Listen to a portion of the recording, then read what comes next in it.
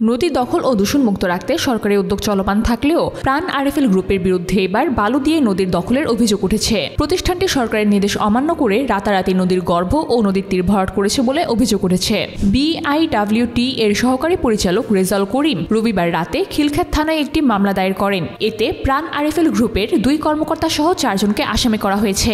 পাশাপাশি অজ্ঞাত 8 থেকে 10 জনের বিরুদ্ধে অভিযোগ আনা হয়েছে। মামলাটি দণ্ডবিধির 143, 186, 283, 431, 434 ও 506 ধারায় রুজু করা হয়েছে।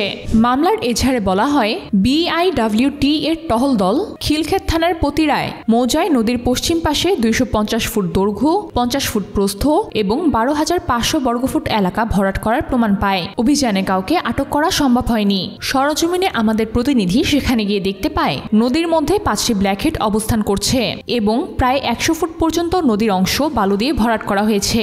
সেখানে প্রাণ আরএফএল গ্রুপের সম্পত্তি লেখা সাইনবোর্ড বসানো হয়েছে। প্রতিষ্ঠানটির নিরাপত্তা চৌকি, কংক্রিট ব্লক ফ্যাক্টরি ও গোডাউনের কিছু অংশ নদীর সীমানা লঙ্ঘন করেছে।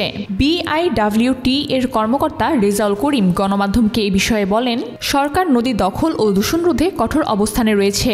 হাইকোর্টের নির্দেশ অনুযায়ী অভিযান চলবে এবং পুনর্দখল প্রতিরোধে কার্যকর পদক্ষেপ নেওয়া হবে।